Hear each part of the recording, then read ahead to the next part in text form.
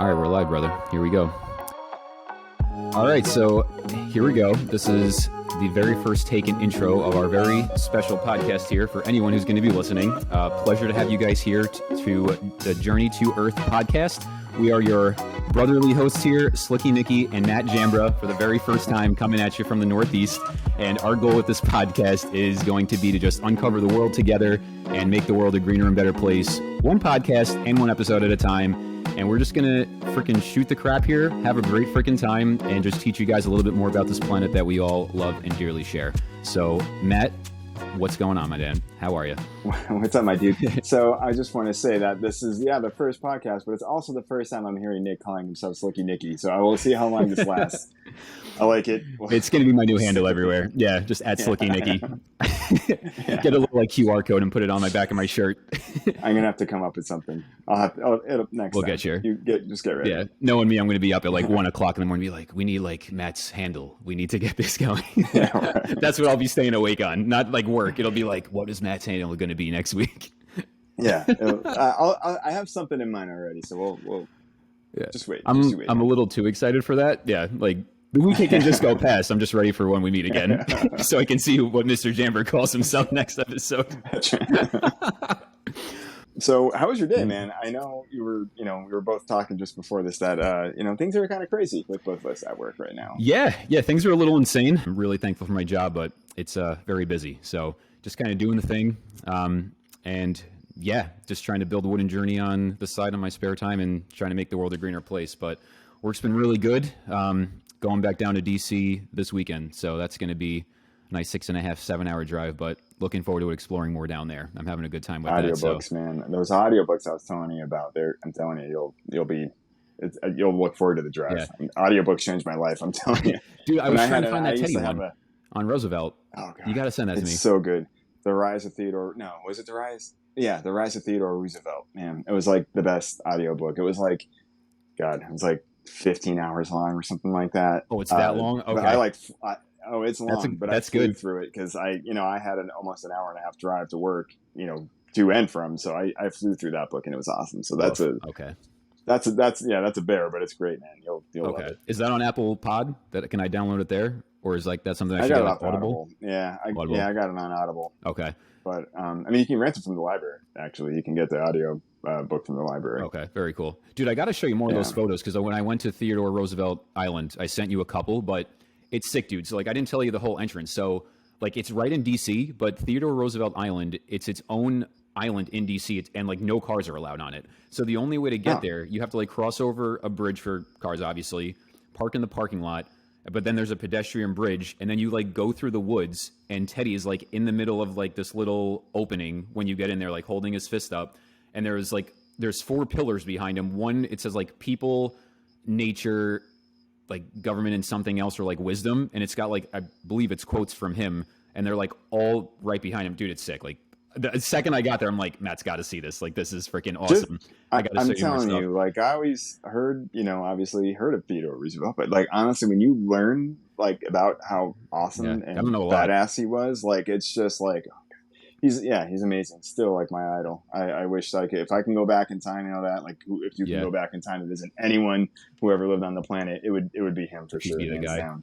Yeah. And he was the one that went to, I know you told me a while ago, man, but when he went over to the Adirondacks, right? He would do the crazy camping trips. Yeah, that's when he found out he was that him? Yeah. Oh, yeah. He would do that all the time. But yeah, that's when he found out he was going to be. He was on Mount Marcy when he found out he was going to be president. Okay. Highest peak in New York, baby. It was just yeah. And dude, think about this. There were no phones, no anything. So a guy had to hike up the mountain to tell him that the other president just got, just got killed. He's just I'm going to freaking go for it. Yeah. Yeah. It's just a wild thing to think of back then. I wish it was still kind of like that. Yeah. Yeah. Just that's a great read, or listen to. I listened to it. It was just awesome. Yeah. I definitely got to find that, dude. I know, it was funny because you told me that after I went for the first time, and I didn't know, I'm from Long Island. I guess most of my friends know that, but these people listening probably don't. But from Long Island, no one talks about the Adirondacks, dude. It doesn't exist, it's still in New York State, and it's not that far. It's 5-6 hours north. So you can still get up there, but like, it was funny. Like when I came up here for school, like in Western New York, like people's like, oh, you got to get to the Adirondacks. Like my old boss was telling me, I'm like, oh, like, like I don't really hike a lot. Like I'm not used to that. Like Long Island is the last place you would go on a hike from. Yeah. Like I never ventured out there. But then I went there and I'm like, holy crap, like this is freaking crazy. It's mind-blowing. Yeah, and I'm like, this is like the largest, I think I read some stat, it's like the largest park in the continental US, like outside of Alaska, which is like mind-boggling. And how did I not know about this? And I don't quote me on this, but I think it's also the youngest. Really? I think that mountain range, yeah, wow. I think that mountain range is the youngest in the US. I think so. I'm pretty sure. It's just so cool up there, dude. Yeah, it is, man. We used to go on camping trips up there. Like I think for like 7 years in a row, me and my two buddies, and like we just like explored all of the peaks and everything that we possibly could up there. It's just yeah, it's pure wilderness and very easy to get lost. There's another really crazy book called Mercy of the Mountains, and there's like all these like tragedies that happen up there. Like it's like there's a lot. So it's like pretty yeah, no, right, but it's pretty wild up there. So it's just you can get yourself into some trouble if you're not safe. But it's beautiful. I love it. That's freaking awesome, dude. When's the last time you've been up there? Do you remember? Like a while back? Before I had kids, for sure. I don't even know if I was, maybe I was married the last time. So maybe like 10 years ago. Wow. I've been married for like 11 years. So like maybe about like 10 years ago, I think I was up there. So we got to get our pod up there. It's time, man. We should go. Yeah, we should go up there. I would love to, dude. I was just telling, I forget who I was telling, I think my buddy, but like, I want to go up there every year. Kind of like same thing with you. Cause like the first time I went up, I'm like, I can't touch all this in a weekend. Like you could live up here for years and not see everything up here. Like man. It's that vast, So it is. It's wild. It really is. I know the one time we were below Whiteface Mountain. Oh, yep. I think it's the Sacandaga River that like flows around there, and we like camped out on this little peninsula. Like so, there were two branches of the Sac that were like coming down. Oh, so you really roughed it. Just amazing. Yeah, you guys really roughed it then. Okay, that's sick. Yeah, I mean, it was a campsite, like so it wasn't like terrible, but it was. I mean, it was out. I mean, we were out. I mean, we stayed in tents. Like it wasn't until like the last year. We were like, they have these cabins, tent camping sucks. Like, right. This isn't one fun. Year we went and it rained, like we were there for 7 days and it rained five straight days in a row. Damn. And that was like, after that year, we were like, that's it. Yeah. Like we were going to get a cabin. Like it was we're like done. Our tent, everything, our clothes, everything was soaking wet. You could not stay dry. That was definitely a turning point when we were like, we could go and class it up a little bit, right. And get a splurge, get a little shelter, like maybe get a lean-to or something. Yeah. But, it was just miserable that trip. But good times, but still miserable. All right, man. Well, hey, why don't we talk? What do you want? I'm to talk down, about? dude. Yeah. So a little bit about what we're going to be doing here, everyone, is me and Matt are going to bring a different topic to each other pretty much every single episode and kind of surprise each other. So we don't know what we're going to really talk about. So we're going to have some fun with it. Matt's got his topic. I've got mine. And I don't know who's going to go first. So Matty boy, what do you want to go first or want me to dive right in for us and see what we got? Why don't you go on, Nick? Let's see what you got. All right. I'm nervous, but I don't really care. I'm still having fun. So it's all good. All right. So my topic today is going to be, and I'm knowing me because I'm a tech nerd, want to talk about this in other episodes, but today we're going to talk a little bit about EV cars, about a really cool news article that I just found. Nice. So get this, my man. So officially, roughly a couple months ago, GM, as in General Motors, recently just announced that they are going to be investing $35 billion, with a B, 9 zeros, on full EV tech, including their EV infrastructure and their cars. And they are looking to go fully electric by the year 2030. So they're basically trying to replace every single one of their cars. That includes the Hummer EV, like everything, the gas guzzling cars that they have, like Silverado. They're basically redoing their entire infrastructure all around EV tech. So that's like their new business model. One thing that I just saw too that was really cool, they're actually like redesigning the like EV battery. And like, I definitely want to dive into this a little bit more at another date and just see a little bit more about it. But they're basically trying to make like a really like reusable platform for other EV cars and like use something called like the Ultium battery. So I guess it could be like really interchangeable with like other cars as well, and just like use that tech for other companies trying to like follow suit, I guess, if they don't have that tech yet for cars. So not just GM vehicles, like other, like a Ford or, Chevy. I believe so. Or they can swap that out. Like I believe. Now that would be. Yes. Yeah, that would be awesome. And it's funny because I thought that this was the case, and then for some reason in my mind, I was thinking 2050, but 2030 sounds a lot better. And now that you're actually saying this, I can say that like what I did here, I felt like it was a couple of years ago, and I remember telling my father-in-law about it, and he was just like, "No way!" It's not happening. And I was just like, maybe not, like maybe because that does sound like a big, but 2030, man, that's like that's coming up. That's not that far away, dude. So it is true. Years. It is happening. 2030. Yeah. That's what they say. Wild. I mean, like, that's going to be a huge change. And like, I don't know exactly how far they'll get, but like, dude, like, I don't see it not happening. I mean, like, just the way that everything's going. Like, I try to stay up with this stuff a lot. Like, I don't like, and again, dude, like, you and I know this. Like, there's a lot of reasons to be morbid and a lot of things going on with, especially with carbon emissions and everything. But like, we're really on the cusp of like a green EV revolution. Like, it's really happening. And like, the thing that makes me really excited and pumped, dude, is like the fact that the cost is coming down on these things. Like when it used to just be like a Tesla Model 3, like big Tesla fan, like those cars are badass, but like not every single person can go spend 90, 100K on the Model X, but now the Model 3's coming out, like Chevy's got the Chevy Bolt, like the Ford F-150, like starting is like 45K before the tax rebates. Like things are happening, and like we've gotten to the point like where I'm excited about it was expensive because the tech still had to get built out and like the level of the manufacturing and mass production like still wasn't there, but like that infrastructure is getting built out to like make it go exponentially higher at this point. It's like once we get it to that point, like the reason why cars are cheap today, it's like we have the infrastructure because the more you produce at a higher scale, the cheaper then every single item can be.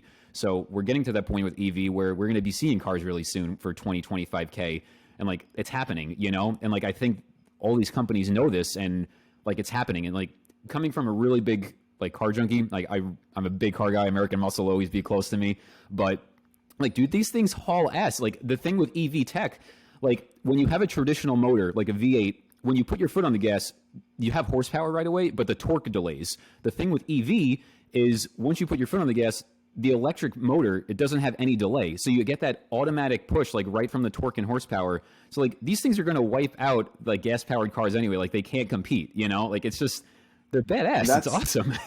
That's great to hear because I had my old job was driving a Prius, and I always would forget that you would have to really step on the gas, and there is a delay compared to like a combustible engine, like a gas engine. So like when you're first driving it, you don't think anything. Like I can make this, I can pull out before this car rear-ends me, and you would step on the gas. And I can step out of the car right now and just start walking. Those 2 seconds are very critical when you're trying to cut something. When some jalopy is like cutting you off in the shoulder, I want to cut him off too. Son of a bitch. When you think you got this, you're like, oh, I can make it. That guy's going a little too slow.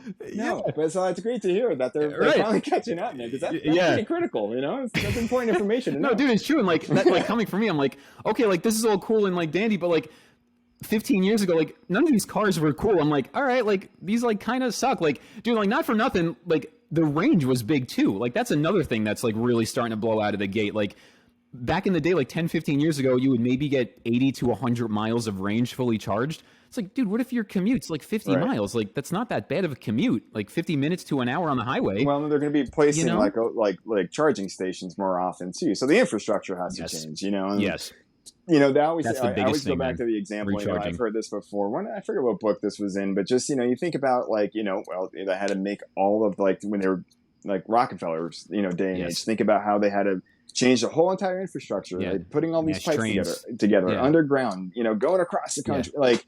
Yeah, it these happens, paths weren't built yet. Like so, like it takes that big momentum to get it to the point where everyone can then use it. So.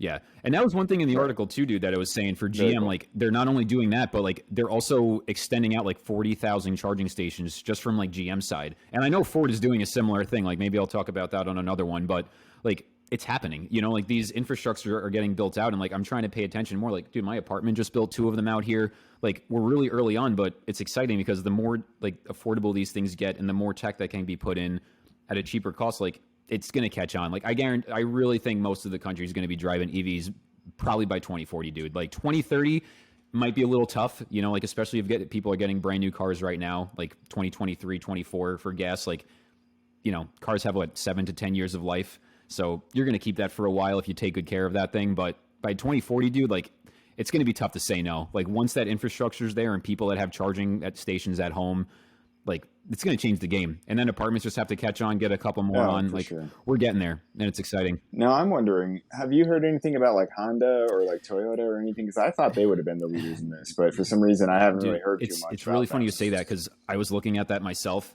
and not really too much. I know Toyota has a couple more, Honda not so many, but like I really think they're just starting to get to that point, you know? Like, I mean, dude, this is big stuff. Like, you have to really reinvigorate your entire, like, manufacturing lineup, you know? Like, you really have to build this stuff out. So, like, they're probably in that stage, if I had to guess. Like, it's going to happen. It's inevitable, you know? Like, especially because I feel like you said, Honda and Toyota, like, they're known for having, like, eco-friendly cars and, like, having good gas mileage. So, like, they know that they have that part of the market and audience, like, ready to buy, especially from Honda customers. So, like, it's inevitable for that to happen. I just don't think they're there yet on the infrastructure yet. Like, it seems like a lot of that is, like, especially for GM, I saw that they're, like, investing heavily in an area in Tennessee, I believe. Like, that seems to be, like, a really, like, green hub. I don't know exactly what part, probably outside of Nashville or something, or Knoxville, but I think they'll get there, dude. It's just going to take time, you know? And, like, everything with the supply chain from COVID and everything that really turned everything on its head, like, they're probably still iron all that stuff out. I can't even imagine how complicated that stuff is, you know? So, but they got to get there. No, it's pretty cool, man. I'm glad that it's coming to fruition. Now, all right, now I'm going to play devil's advocate here because this is something that was brought up to me when I started talking about it.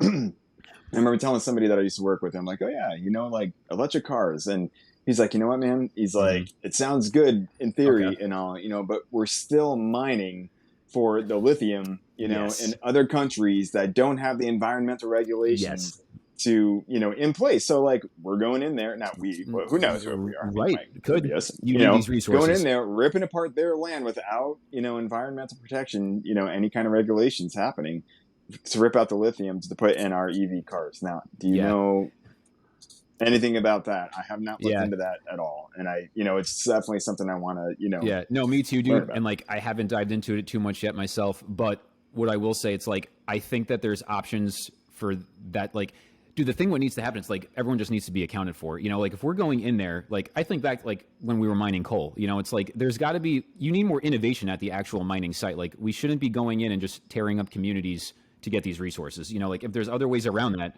And I feel like we know how to do that by now. We know how to like protect the landscape. Yeah. So the fact that we're going in there and not doing that drives me crazy because we know how to do it. We have it. It's all laid out. I can lay down a map for you right now. I used to do that at my old job, you know, how to, you know, erosion and sediment control, stuff like that. Come on. I can lay out a whole entire plan of how to just keep the dirt out of the water. Right. You know, so if they don't even have that going on, and there needs to be some blame, scary, you know, like that's the thing. It's like, if that's happening, like, I mean, dude, at the end of the day, like business is about profit, right? So it's like, if they're getting more money, and it's like, there's no reason you still can't just invigorate those communities around there. And like you said, innovate, you know, like if we're doing that in the incorrect way, like I'm sure a lot's just hushed under the rug, you know, like that's probably going to be inevitable, but like there needs to be regulations for that, dude, you know, because like if those are places where the economy is like really suffering regardless, like you have a really prime opportunity to go to those spots with those precious minerals and make that community lively. Like that could be your big hub and like a really great economic growth factor for them. I agree. You know, like there's no reason why we can't do that. And then going off of that as well, the other thing is, like we shouldn't just like only focus on EV. Like there's other technology that's green that could also get built out. And like, we'll definitely talk about this on another one, but like, for example, hydrogen, that's a great resource that we can just use. And like, dude, on my way to my old job before, like there was a refueling station from the county here and there was like a hydrogen, just like station, just like right next to the gas station. It's like, and I think the only emission that comes out of hydrogen fuel for cars, like run the same exact way. It's just like a combustion engine, just built a little way to, you know, filter out the hydrogen and use that as the fuel source. But the only emission is water vapor.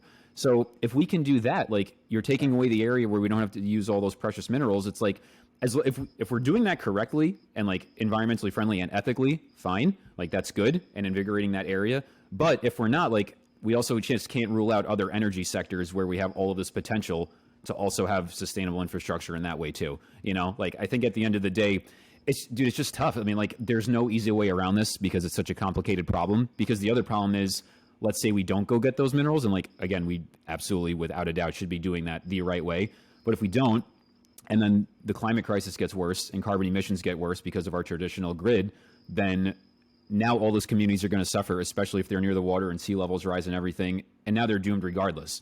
So it's like, do we do a little, and like, this is really just an open question. Like, do we do a little bit of damage now, like, and then avoid a massive problem? Or like, do we just like flip the coin? You know, it's like, I don't think either way is better. Like, I think that there's plenty of talent and plenty of science and plenty of technology that you can kind of use both of those. You know, like, to me, the clearer path is go in there. Like, we can use those minerals in a sustainable way.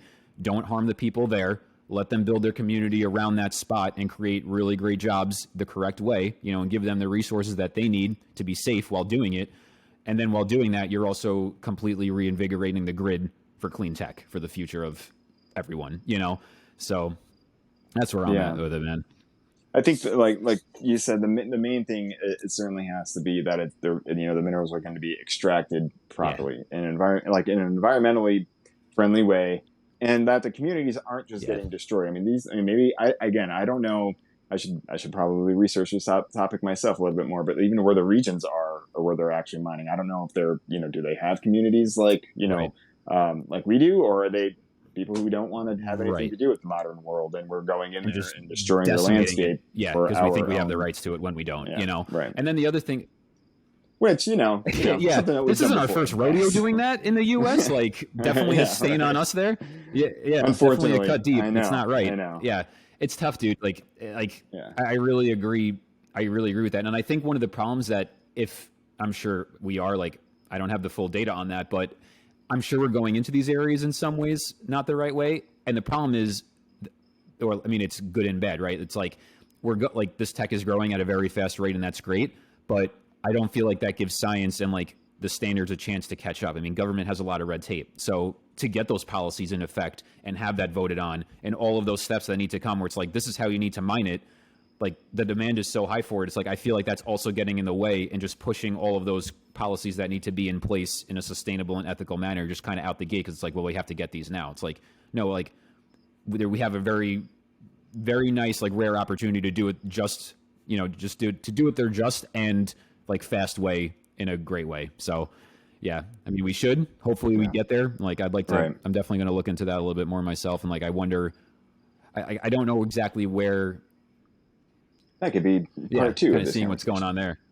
Because it's a good follow-up. It's something that I always the other side of EV tech. Look into myself, because I mean, this is, you got to, you have to look at the good and the bad and figure out, like, all right, well, are we really doing what's best for the world right now, or are we just, trying to figure out another way to make money, you know, and which, unfortunately, like you said, I think it's a little bit of both, dude. It's a mixed bag, Yeah. I mean, and I do agree that, like the carbon emission, like we gotta get off fossil fuels. That's the number one, the way that's got to go, but you can't harm people in the process of that either, so. Right, or the landscape, like, for the sake of, in the name of environmentally friendly cars, like, we're just going to destroy this over here, but while over here we're going to make our air a little bit cleaner, so we just, again, making sure that we're doing it properly in the right way, and I'm good with it, but if it's not, then we definitely need to raise a voice and come together and be like, hey, this isn't what was. It's proposed in one way, but this is not what's actually happening. We really got to stand our and that's the thing. There's other repercussions on that too. It's like, let's say you get the EV car and it's mined in the way it's supposed to, and the car is produced well, and ethically and just. That's great. But then on the other side, if you're charging it, I don't think people realize, like, that electricity comes from somewhere, and it's probably coming from fossil fuels like natural gas, etc. Right. Like, natural gas is an energy source. It releases, like, I think it's something crazy, like 50-60% less emissions than coal for the most part. But it's still release emission. I mean, it's nowhere close to wind and solar, So it's like, it's just a full reinvigoration of the grid, dude. It's like, that's a topic for a whole other talk. But I mean, from GM's side, some really cool cars coming out the gate, some really cool things, and nice innovation coming there. Awesome. So hopefully we're seeing a really nice cusp on that. So, all right, man. So that was nice first one that way. So I'm going to say that I'm going to, I'm gonna really brighten the mood and talk about the insect apocalypse that's happening in our. I'm getting all hot and jittery inside, baby. In our world right now. All right, you knew. I did. I'm like, there's no way he's not talking about our bugs right now. There's no way. It's insane. Can I just say, it's like, it's insane. Splatter them like, on me. It's all right. So a little bit of in a little bit of my my background, for those of you who don't know, I was an environmental educator for a while, and my boss at the time had said like, hey, we're going to be doing this program for a certain group, and they want to do a topic on the decline of pollinators, and I was like, this is going to be a fun day, like not really thinking too much of it. I'm like, all right, yeah, so. And I'm like, how much information could I really find? So all you have to do is just go to Google and just type in insect decline or decline of pollinators, or just type in the word pollinator, and then just not even a lead for Google, it's like just pollinator. No. Oh my god! Like just type in the word P in the first thing that comes. Just type in the letter P, and that's it. Oh yeah, the letter P, and then and it's just like pollinators. It's terrible. So in 2019, Biological Conservation. All right, they reported that 40% of our insects worldwide are in decline. 40? Now, I'm going to just say this. Here's what I'm going to say about that. So I've looked at so many other studies and so many other reports, and that's like the roundabout number. Now, there's going to be people who are like, well, what about like in certain areas where like, are they studying this around the whole entire globe? Is it like the Northeast, there's certain Northwest critters like, with this study that they did on a specific species or multiple species across a certain area, that could account for the insects around the world. So there's a lot of studies that are saying at least 40% are on a decline. Now, a lot of it came from like the 1970s. So starting from like the 70s on, things just started drastically dropping. All right. So there was the one meme that I showed you. Like, if you think about it, when you're driving, right, back in the day when I was a kid, my parents were driving around, bugs were smashing the windshield all the time. All right. So I sent you that meme of the person driving in like 1984, right? And there was just bugs smeared all over the windshield and people are mad. And then like the next meme was like in 2000, there were like no bugs on the windshield and the guy was like smiling happy. And then in 2030, it was just a picture of the car because there were no people. Was it you in the Toyota Prius? It's just insane because we don't. Well, right. What's happening is, things like habitat loss, pesticides, and the third main one, of course, is climate change. All right. So if we talk about habitat loss, so of course we're going to, the first thing you would think of is like, all right, they're tearing down forests and putting up, a Lowe's in a big parking lot. But if you think about like where most pollinators are, they're in big open fields, right? So if you're mowing your grass too often, you have acres of land that are just being mowed all the time. Well, that's pollinator habitat. That's insect habitat. Yeah. And if you wanted to, they always say that like, hey, if you do no mow May, which I tried doing, and, let them bloom in June, you don't cut your grass for a while. It's not necessarily practical when you're living in town. But if you have a section that you could just let grow, that'll help. And then you're looking into things like pesticides. All right. Now, I don't mean to pick on agriculture, where my head went, but honestly. I have to because where are most pesticides being applied? At a massive scale. The whole basis of life pretty much starts off with these pollinators, with insects. If there are no insects, there's no other life. And there was actually a picture that I saw in China. It's so bad that a lady was standing, looked like a magnolia tree. I'm sure it wasn't a magnolia tree. It was some kind of fruit-bearing tree or some kind of food tree. And she was up on these limbs, man, with a paintbrush, tickling these flowers to pollinate. No, she wasn't. No, it's like that's what. Dude, where did we go wrong? I'm like, this is asinine. I know. And I was like, you can't do this. Like, that's not sustainable. Right? She's gonna fall. That's not safe. Like she can't. Like, it's so dangerous. So this is like what's actually happening. Right? I know, man. So it's like it's mind blowing. So the pesticides. So here's the other thing that when you think of pesticides, you're like, all right, they're gonna kill. Not all pesticides kill, and you're like, hey, hooray! But any kind of trace of that stuff that gets into their system, it can cause brain damage. It can cause them to be disoriented, and it can just cause them to not be themselves. They just get sick, right? So even though it doesn't kill them, it's not lethal. It essentially will be, them. Not that much longer down the road, not that further down the road. And that also goes for like herbicides, man. Like anything you're putting into the environment, right? Herbicides, you would think that like, hey, they're only targeting, maybe invasive species. Well, if an insect gets on there, that's not, it's going to mess with their central nervous system as well. It may not kill them, and but it seems like that's where that red tape is, where it's like, oh, it doesn't kill the insect. Herbicides, pesticides, but it pretty much does. Like it's still walking, but barely. Like that's not the same. It pretty much does.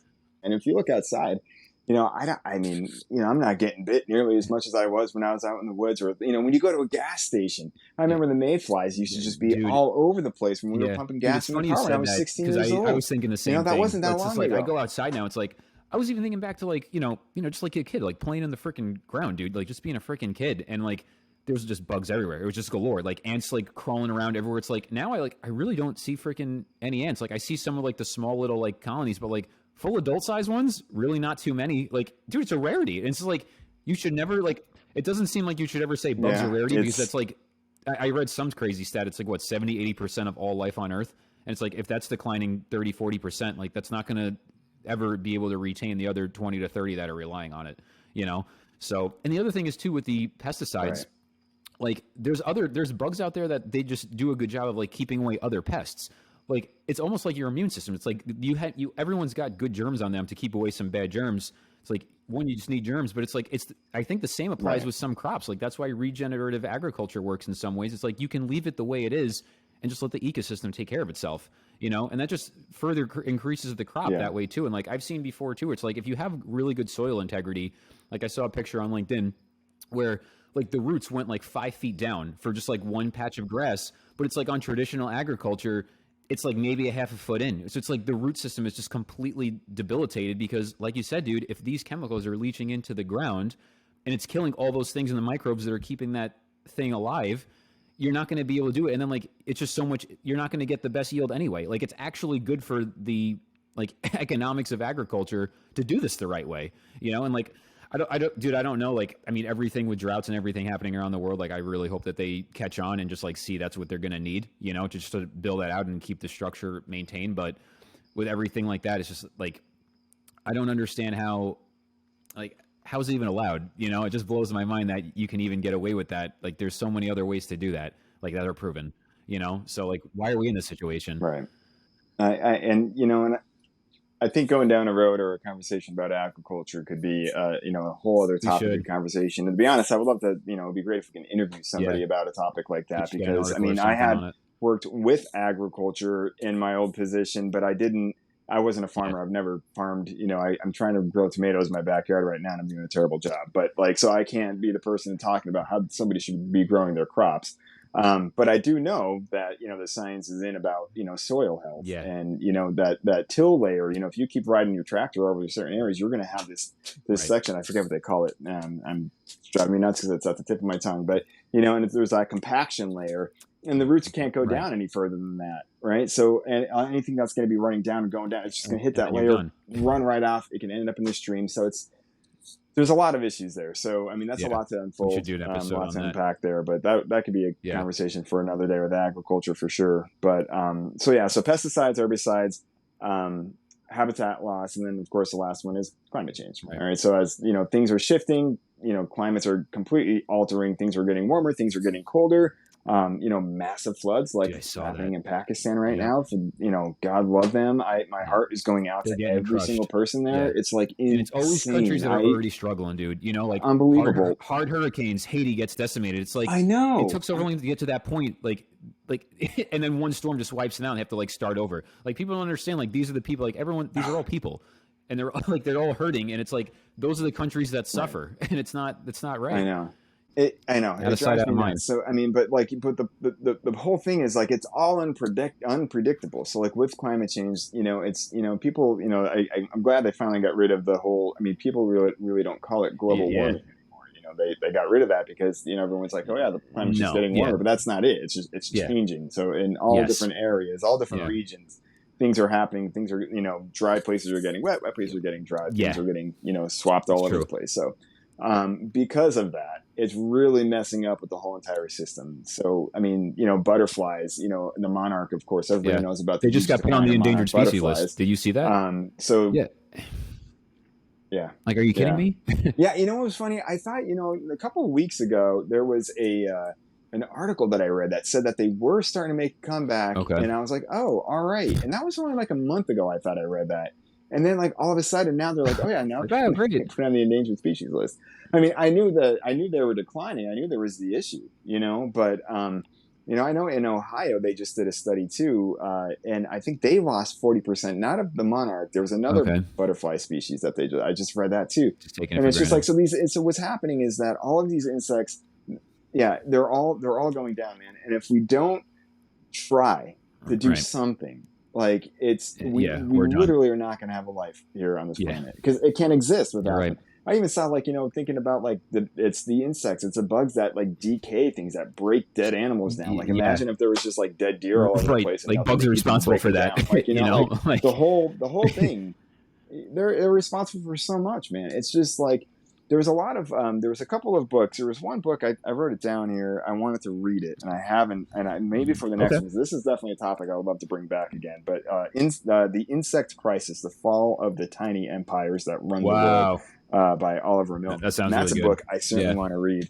But it's true, like, yeah, it's just like, I don't even know what to say about it anymore. It's just one of those things where I'm just, it's heartbreaking to think that we are just continuing to live our lives and go about our day without thinking of all these things that are happening in the background, not in front of our eyes, but like in this world of the environment. And, we just take for granted so much in this country. We all have so much wealth. Things that we have, things that we do. And it is, man. We do. And it's just, it bothers me a lot. And it's just, one of the reasons why we wanted to start talking about this. Bringing awareness on it. Bring some light to this. I mean, it's not like, but getting it out there and being consistent on it, dude, because it's like, well, that's the other thing too, dude. Like you said on being loud, like if this stuff gets any attention, it's on, I mean, you might see it on a news recording or something really quick, but it's like there's no consistency on it. Like you just hear about it once or twice, and then like it's just out of sight, out of mind. The stuff needs to be continuously brought up,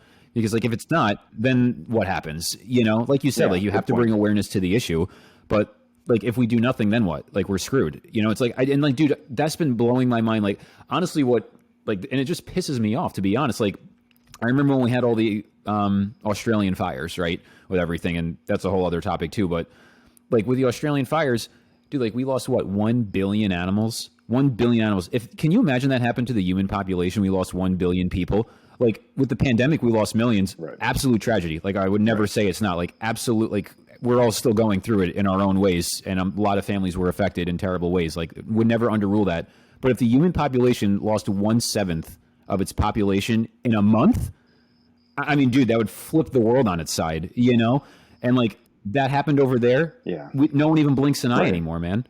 Like, when's the last time you heard about all that? Like, I couldn't even tell you like what's going on over there. I can't. Yeah, I can't tell you unless I had it like specifically went and looked it up. Yeah. But you're right. It doesn't. Yeah. This stuff doesn't so, and then up. The amount of time it's going to take to, I mean, I don't know. I try to be like, I'm a pessimistic optimist, I guess, at heart, like with everything, like just to, I don't know. Like, it's just who I am. Like, I think we definitely can solve these problems. That's an absolute like fact. But the amount of work that is like ahead to get there is ridiculous. And like, we're just not putting enough attention on it. Like the whole world's not, Well, we could really do a lot of, we can do a lot with the human race, but we need to act. We need to get more people involved. And we wait too long. I mean, because we could do we wait until something's like in our face. And that's the problem, dude. Like, especially with the US, it's like until it's in your face and it's affecting you directly, then all of a sudden people want to act. And I've thought this for a while with climate change, where it's just like, we're not going to do anything until literally things are like burning down to the ground. And then like at that point, how much damage is already done? It's going to take 100 to 200 years to like at least get back to the baseline, if we even can, And like, what's the world going to look like after that, And like, it's just, I mean, and we'll dive into this on other episodes, dude, but it's just, I mean, going back to everything with bugs, like these are literally the bedrock of like ecosystems. And the whole thing that we're trying to talk about, you guys, too, is if you take one of those things out, especially one of the main frameworks, like imagine a house on its foundation, you're basically taking the foundation away from the house. If there's no foundation there, it's gone. And like bugs are the foundation at the end of the day. Like it doesn't sound cool, doesn't sound attractive or sexy or anything, but it's just the damn truth. Like everything relies on them, from all little critters that we all love and all know and love to all the animals that eat those critters and just continue the cycle on. But then those bugs, like Matt just said, decompose those critters. It's just all a freaking cycle. And if you take that out, nothing else can keep it going. It's just putting a wedge into a massive rotating machine. And if you put that in, like everything else stops in its tracks. And then what's the damage after that? Like you're turning off the faucet to the whole world, and it's not good. We got to do. We need to wake up. We need to like realize that these are real issues. And if we don't act, we don't do something about it. If we don't, public outcry to stop neonicotinoids from being used in agriculture on a massive scale. Here's the thing: the research is out there. Why is this still allowed? Money, dude. Money. Why? It makes zero funding sense. And that's the thing, and again, there's so many different ways. An integrated pest management system is, I'm all for it. You're doing everything to specifically address a problem. You're not just blanketly just putting stuff, you're not taking any kind of preventative measures, right? Because you can't do that. That's not sustainable. So, and that's the world we live in. But that's how we've been doing it, and it's just getting worse and worse. We take, they're coating seeds with pesticides, right? Just just assuming that there's going to be a problem. So I'm going to plant this seed, that's coated in a pesticide in the ground, and there may not even be an issue. And then you're actually affecting non-targeted species. Yes. So it's just like you're messing up the seed. So you can't do that, And not for nothing. Like, I hate to tell you, I would way rather eat a bug than what's sprayed on this crap, dude. Like, I would rather eat a worm coming out of my apple than something coated in chemicals. Like, sorry, but it's the damn truth. Like, give me the worm any day. Well, you know what? It's funny that you say that, though, because I think there was another statistic that said about 40 to 50% of all of us are now eating these neonicotinoids, these neonics in our foods. They're making their way into our foods. So even if you can't scrub, it goes into everything. You can't part of the food. off. You can't peel the skin off. It's in the makeup of the food right now. So then I know kids are having a bigger problem with it, like baby foods and stuff like that. That was they're even more affected by it. They're growing and developing, man. I think that's serious. Right. And I know it does it messes with your muscles, your brain, your joint, all of that. So it has effects on humans as well, not as deadly, but definitely not, helpful. Right. I'm taking, omega-3 vitamins to help myself, and then I'm eating an apple that's filled with neonics, and I'm just well, right. You can't be healthy, no matter what you try. And it was funny because one of my friends said, oh yeah, but I want to know at least what I'm eating is real. It always blows my mind where it's we've gone to a point in the world where if you're eating something good, it has to say certified organic. Everything should be organic. It should never have been anything else. That should never be something that you need to certify. Everything should be that, But dude, and the thing that makes me hopeful on that is the fact and again, I guess playing devil's advocate on that because this is such a tragedy, but just a beacon of light, and I really mean this. Dude, think about maybe 5 to 6, even 7 years ago, right? How many items did you see on the shelf that were labeled certified organic or fair trade or anything like that? It was slim to none, So again, we were saying on everyone raising their voice, and I truly mean this to everyone that's listening, it's you really vote. When you go to the store, it's if you choose and it sucks because sometimes this is more expensive than what it should be just because you have to get that higher quality because that's just the way the system is right now, unfortunately. But if we keep buying the good stuff and showing these massive conglomerate companies what we want to stand for, that's when things start to change, dude, some stupid example like toilet paper. Now we have bamboo toilet paper and bamboo paper towels, which is tree free, and bamboo grows 6 to 12 feet, a year. And we can go over that on another episode, but it's my point is just when you you can raise your voice by just buying the products that you stand for. And that actually might be the easiest way to do it because, dude, at the end of the day, what fixes this damn problem is getting into the pockets of the massive conglomerates that are doing this. So that's really how you can raise a voice without even having to raise your voice. Go and buy the things that are certified to that. If you can afford it, I would never put pressure on that way because it's not easy. And I understand that money's hard to come by right now for everybody. But by doing that and raising your voice, showing what you want to stand for, when those kinds of companies start to take the market share away from the big boys, things will start to change. And they have already started to change in other sectors. And in food, I don't think it's inevitably far away if we keep doing that way. There's so much work to do. It's not even funny.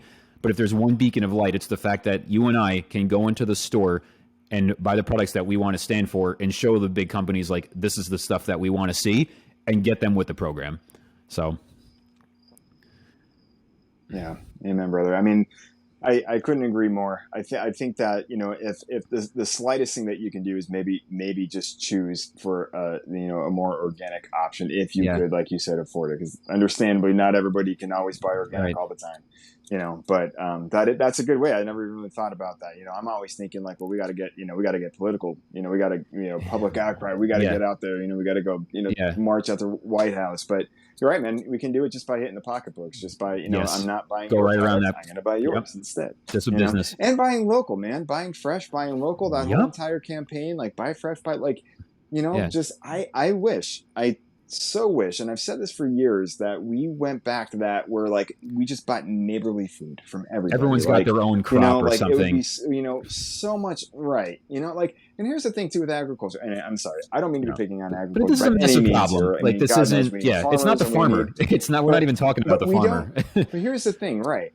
But we don't need all of this food planted, because how much of it gets thrown away and wasted? If we just have these small little plots within each community, I mean, I may not get my avocado, which I get would be a really hard thing, but I would rather not eat it in season. Avocado, and just eat locally, right? Or eat it in season, or just like scale it back a little. Like we don't need to be so like gluttonous, We don't need to have. I don't need to go to the grocery store in February and buy a cob of corn. I don't need that. I'm okay if it's not there. Balance ratio, I don't need it, I'm okay if I go there and somebody bought chicken before me, shame on me for not going to the store earlier. And there just doesn't have to be chicken on the shelf, Like, I'm sorry, I missed it. Yeah, it doesn't mean your life sucks. Like, it's okay. Yeah, like it's just I think that's a bigger problem, because then we're trying to force all these, we need to plant more, we need to take down more land, we need to do more agriculture, but deforest. If we just stop wasting the food that we're, how much food gets thrown away? Dude, it's crazy. That could be again another topic for conversation for another day. That's just like, it's just it's mind-boggling. But I think, the decline of insects and pollinators is definitely something we really need to pay more attention to, because it's happening. Yeah. And it's happening fast.